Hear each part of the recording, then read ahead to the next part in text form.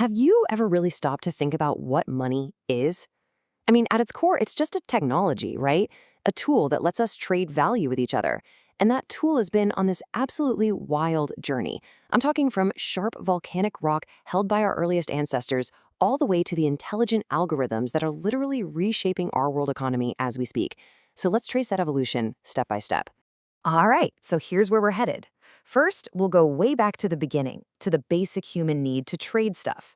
Then, we're going to jump ahead to the 20th century and tackle the giant paper problem.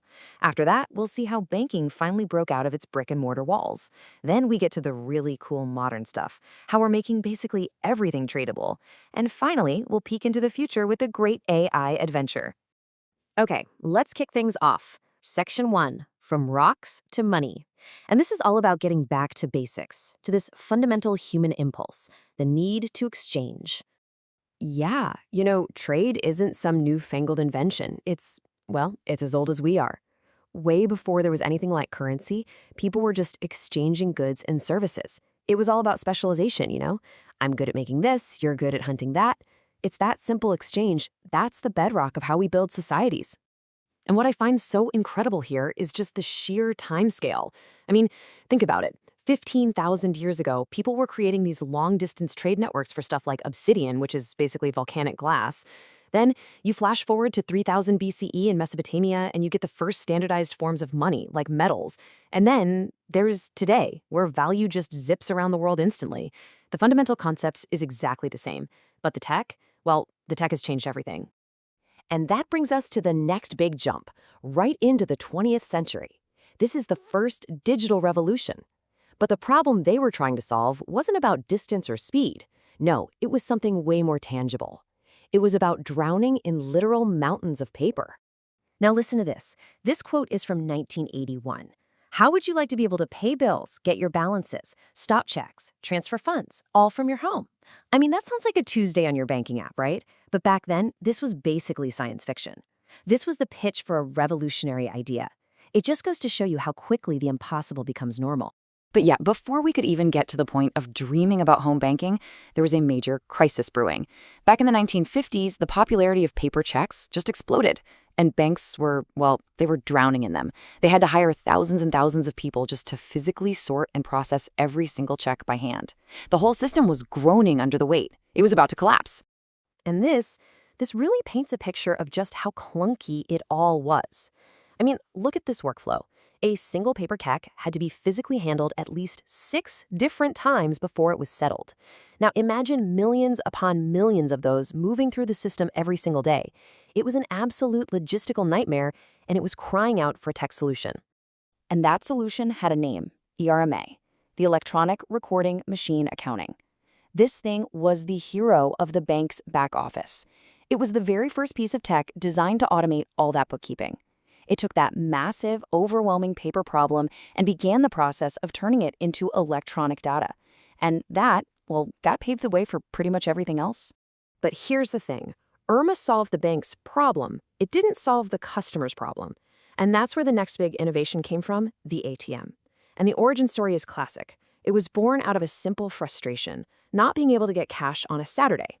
So the really key insight here is that the next leap forward came from shifting the focus to the user. It was about making money accessible for the first time outside of bankers' hours. And that leads us perfectly into our third big chapter, banking without walls. So we've solved the paper problem. We've solved the time problem. Next on the list, the distance problem. Right, because even with the ATM, banking was still tied to a physical location. You had to go to the machine, you had to go to the branch. Your money was still locked inside a building with business hours. The next big evolutionary hurdle was to completely break free from that physical constraint.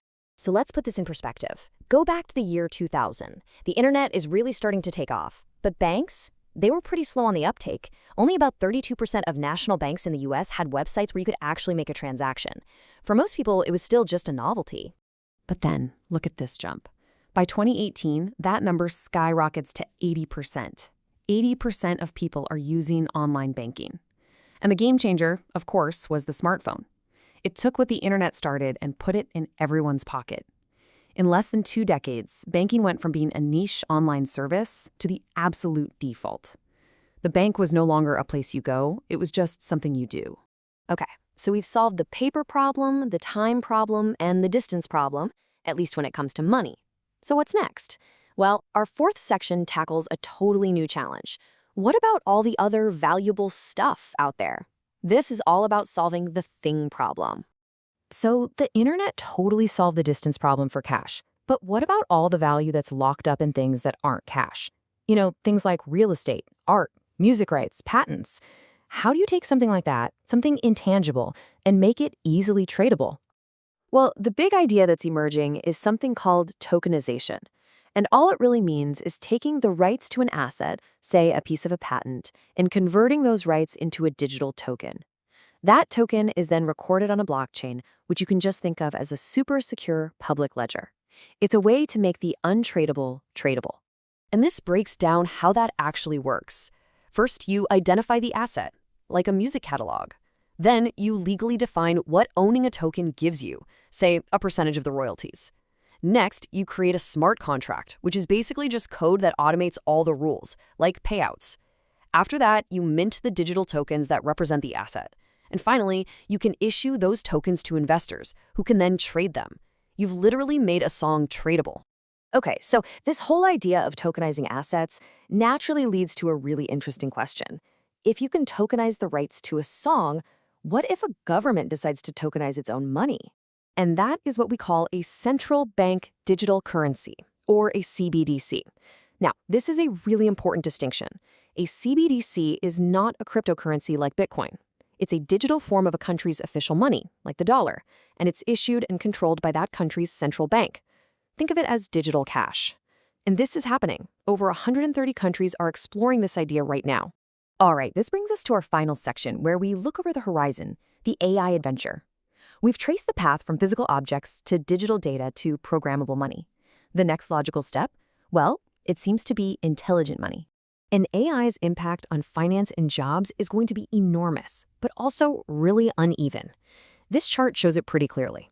In advanced economies, you're looking at about 60% of jobs being exposed to AI in some way. On the one hand, that's a huge opportunity for growth, but on the other, it creates a real risk of a new kind of digital divide between countries. And here's a really interesting point. While AI feels totally new and futuristic, a lot of the risks it brings are actually old problems in a new package. Concentration risk? That's just what happens when the whole system starts relying on a few powerful AI models. Herding behavior? That's basically just a high-tech version of a market panic. So regulators aren't starting from zero. They're figuring out how to apply time-tested financial rules to this powerful new tool. So we've covered this amazing journey from physical objects to intelligent code. We've watched humanity solve the problem of paper, then time, then distance, and now even the problem of making illiquid things tradable. But this final step, the AI adventure, is about solving for intelligence. And that leaves us with one final, pretty mind-bending question to ponder. What happens when our money starts thinking for itself?